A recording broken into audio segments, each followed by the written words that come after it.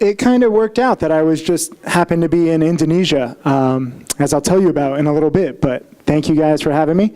I'm going to be talking about selflessness, and this is a very strange topic, considering I'm in the finance industry, but I've had quite an interesting life, and I've learned a lot of lessons, so I want to share them with you. Right now, the world is kind of troubled. There's a lot of division, there's a lot of violence, there's a lot of negativity that you'll see in the news, on social media, and you guys are very young, so you are the future. And I'm sure, and I know from messages that I get on social media, that a lot of you guys are confused about your role in life and what do you want to do. Maybe you like my cars. I have a Lamborghini and a Ferrari, and they're both very fun and very fast. And I've also been able to travel, because I trade stocks. I can do it literally from anywhere. This was a picture of me in Bali just a few days ago, chilling in a pool. About the stuff that really matters, because even though I've done well in the stock market and I've made a lot of money and I've traveled and I have a few toys, lately I have really been giving back with my charity. This was actually a check that I donated last year. I started my own foundation in 2016 to the Bali Children's Project, a great charity that works in Bali, which is why I've been in Bali for the past 3 weeks. And then this was a few weeks ago in LA. LA Makerspace is a charity that I donate to, and they actually kind of convert libraries into schools, and the librarians become teachers. It's a very cool little project. I am able to work from anywhere. So I want to show you my charity stuff. I want to show you my life, because I think that it's all rather inspirational, rather positive, and educational. This was me a few weeks ago in Greece. I had a nice office with a view. Here's another office with a view that I had in Italy. I like to take pictures just to show you guys that, literally with a laptop or smartphone, it doesn't matter if you're in the stock market or pretty much whatever you do these days. If you're on the internet, all you need is Wi-Fi, and you can work from anywhere. But this is what I'm also most proud of. I'm also a teacher. So I'm a stock trader, but I post daily video lessons. I'm in my chat room. I have 1,000 traders. I'm posting commentary about the stock markets. You can ask me questions. And these are my students. I have nearly 10,000 students now across the globe in over 90 countries, and I love meeting them in person. But this is why I'm here today. The Timothy Sykes Foundation is my charity, and this is my kind of obsession lately. I started off donating to a few other charities like Make-A-Wish and Boys and Girls Club when I first began. I didn't really know that much about the charity world. Make-A-Wish grants wishes for sick kids, and Boys and Girls Club helps mentor and raise a lot of youth in America and all over. But really, when I started merging my passion for traveling, that's when my charity stuff really got exciting. And this was the Bali Children's Project. So I built schools with them, and that's what the money goes to, schools and libraries all over Bali. This was our first school, and some of the kids, and they made these cute little signs for me to say thank you. And then I also donated $1 million a few months ago to Pencils of Promise, which is my favorite charity.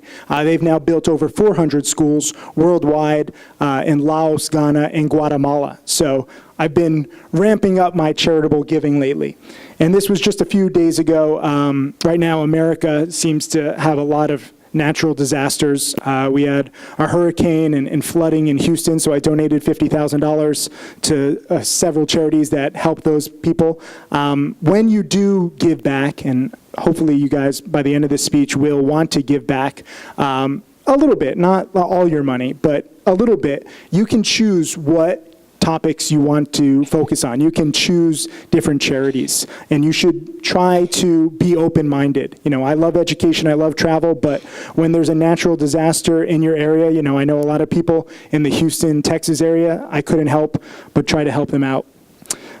This was my first school in Cambodia a few weeks ago. Cambodia is a beautiful place if you ever get to go there. This was with the Cambodian Village Fund, which is a charity that I work with there. I just donate the money. I don't know anything about building schools. A lot of people ask me, what's the first step of building schools and stuff like that? I don't know. I always partner with local charities because the local charities work with the communities and the leaders, and they really, own the structure. They take over, and that way the community is involved, and it's not just a building anymore, it's a community project, and I think that's the best way to do it.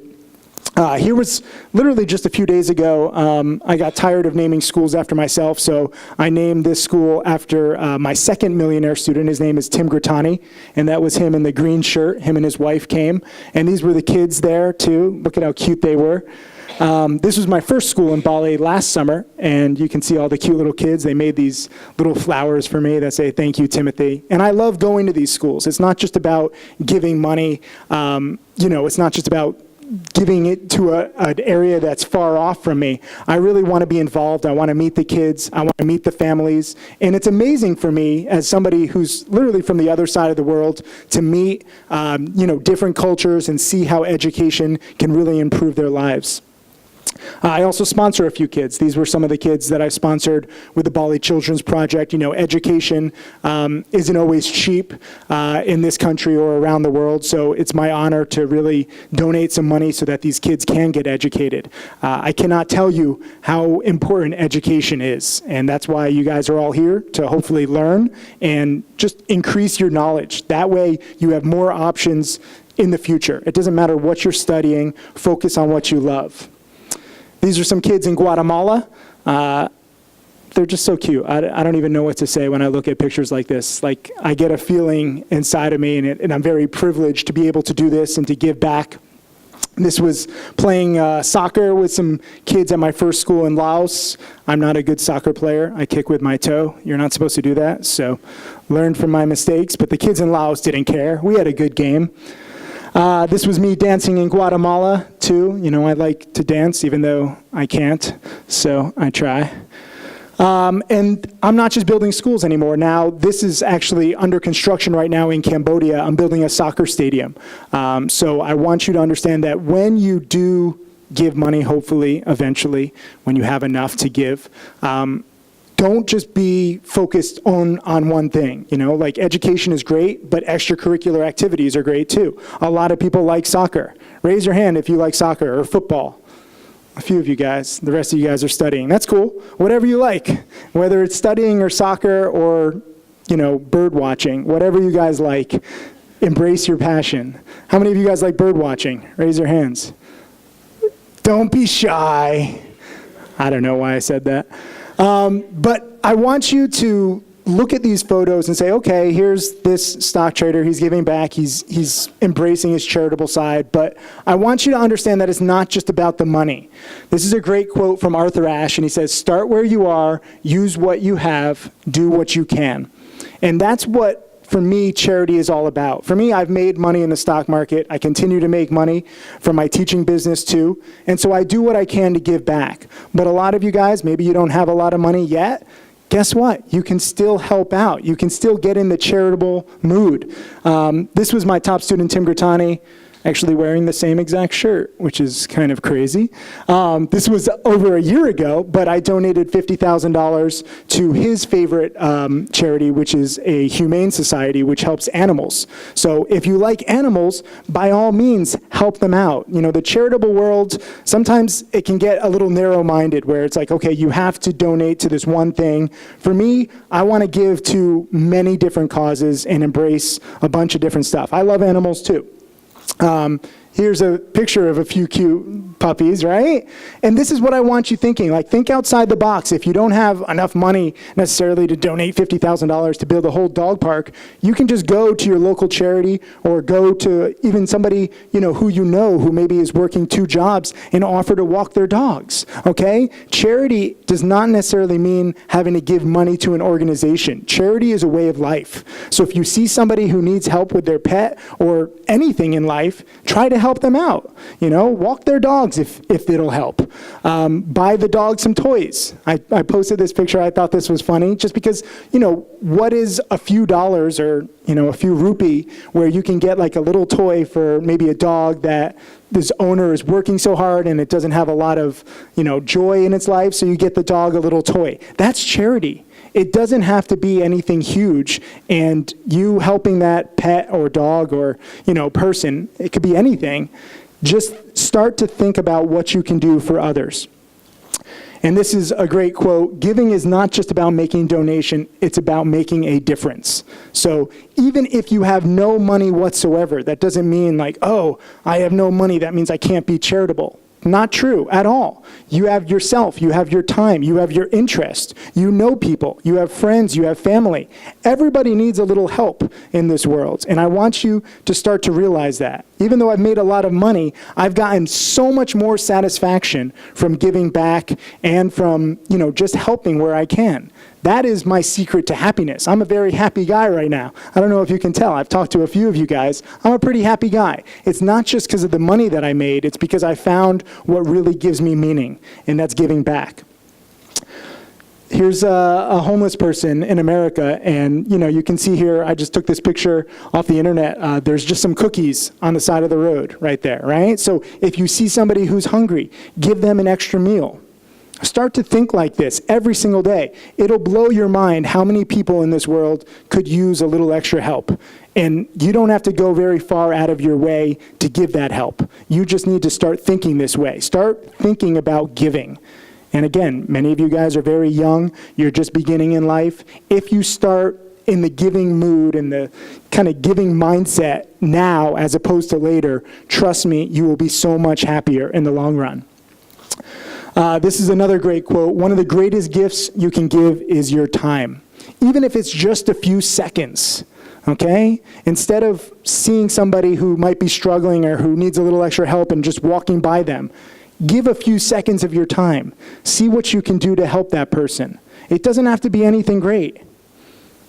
Here's a picture of this guy helping this older lady with her groceries, helping her cross the street. If you see something like this, I want you to remember my speech, and next time you see somebody who needs help crossing the street or something, go help them out.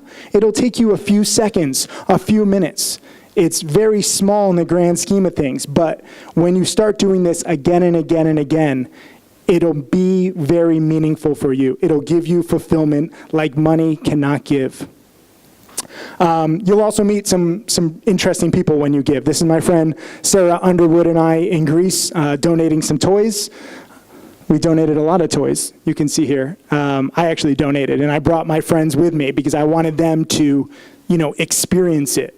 Charity and giving back to others doesn't have to be a lonely process. You can do it with your friends, you can do it with your family. It brings you closer together. It's actually kind of a beautiful thing. And, I actually took nearly a dozen of my friends to this charity, The Smile of a Child in Greece, and we all will remember that forever. These are the moments that really matter in life. It's not just about material things, although I saw how many of you smiled when I posted that picture of my Ferrari and Lamborghini, okay? I know you want fast cars, okay? If you follow me on social media, I post my fast cars too. But I'm just saying that this stuff matters much more in the long run. The fast cars get old very quickly. So this brings me to my next slide. Does a car equal happiness?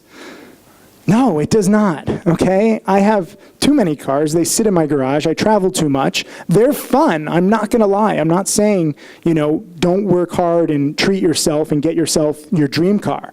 By all means, do that. But understand that I know a lot of rich people. I know a lot of wealthy people who aren't necessarily happy, and it's because they've invested all of their time, all of their efforts, all their hopes at trying to be happy in their material possessions. And then when they have the material possessions and they're not fulfilled, they get very depressed. I don't want that happening to you. So here's a funny picture that I saw.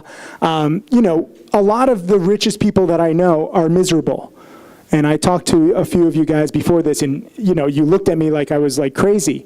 But I know several billionaires. I know several people who have over $100 million to their name.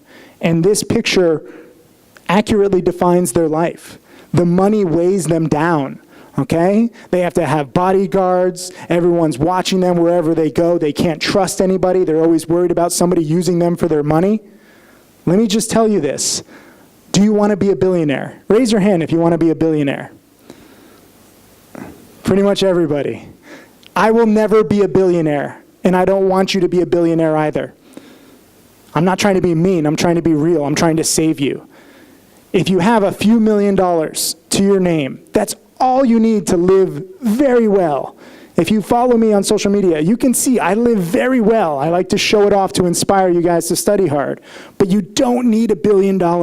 You don't even need $100 million. And I promise you right now, I will never be a billionaire because I will always be donating so many millions of dollars. Whenever I get close, I'm going to be like, nope, I don't want to be like this guy. I don't want to be imprisoned by my wealth.